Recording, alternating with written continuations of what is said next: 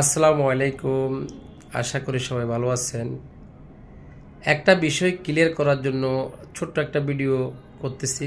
সেটি হচ্ছে যে গত 14 জুন 2025 সকাল 10 ঘটিকার সময় হঠাৎ করে আমার সহধর্মিণীর পেন উঠে যায়, যেহেতু উনি গর্বিত। অনেকে হয়তো ভুল বুঝছেন যে আমার বড় মেয়ের কোনো সমস্যা হয়েছে, তানজিলা আক্তার মাইশার। উনি মাশাআল্লাহ ভালো আছে, ওনার জন্য সবাই দোয়া করবেন।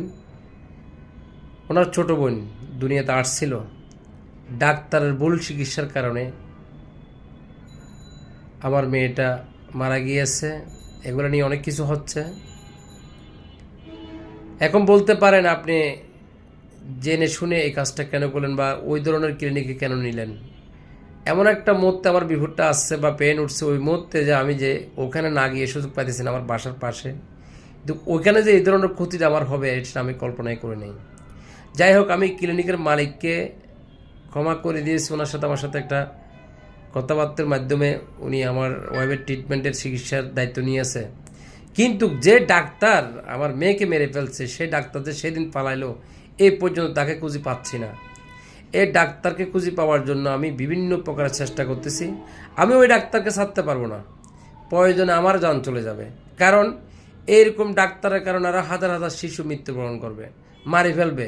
এই ডাক্তারদেরকে শিক্ষা না দিলে এর এক শিক্ষা কখনো পাবে না। তো যারা হয়তো অনেকে ভুল বুঝছেন, আমার বন্ধু বান্ধব আত্মীয় স্বজন অনেকে হয়তো ভুল বুঝছেন যে যে তানজিলা আক্তার মাইশার কিছু হয়ে গেছে। মাশাআল্লাহ, আমার মেয়ে বড়টা সুস্থ আছে। ওর ছোট বোন সিজার করা অবস্থায় দুনিয়াতে আসছে, ওই মুহূর্তে মানে কান্নাও করছিল। ওনার নাকি হার্ট বিট ছিল না, এটা মিথ্যা একটা কথা বলে ওকে মেরে আমাকে হাতে দিয়ে বলে যে এটাকে নিয়ে মেডিকেল তাড়াতাড়ি চলে যান। ওই মুহূর্তে আমার বাচ্চারা যখন আমার হাতে দেয়, অক্সিজেন পর্যন্ত তারা দিল না আমাকে। আমি পাগলের মতন হয়ে একটা সিএনজি নিয়ে চট্টগ্রাম মা শিশু হাসপাতালে চলে যাই। ওখানে যাওয়ার পরে বলে আপনার মেয়ে তো ওইখানে ডেড বডি হয়ে গেছে, এখানে আনে লাভ কী হলো। যাক, অনেক কষ্ট, অনেক ইতিহাস। মেয়েটাকে দাফন করেছে একটা মসজিদের পাশে, সবাই দোয়া করবেন। আর মেয়ের মার অবস্থা এত ভালো না, এটা নিয়ে আমি খুব টেনশনে আছি। তারা যখন সিজার করছে তখন ওখানে কোনো একটা বড় ধরনের এফেক্ট করে রাখছে। এখন উনি এখনও পর্যন্ত ব্যথা কমতেছে না, আজকে প্রায় 4-5 দিন। অনেক কষ্টে আছে, অনেক টেনশনে আছি। কী হবে কী হচ্ছে তাও জানতেছি না। সবাই একটু দোয়া করবে।